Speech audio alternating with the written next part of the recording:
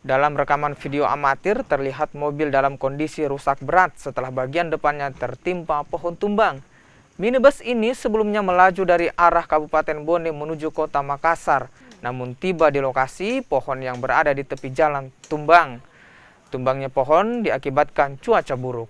Selain menimpa mobil, pohon tumbang juga membuat jalur Trans Sulawesi macet panjang. Petugas pun diterjunkan untuk memindahkan pohon tumbang yang membentang di jalan.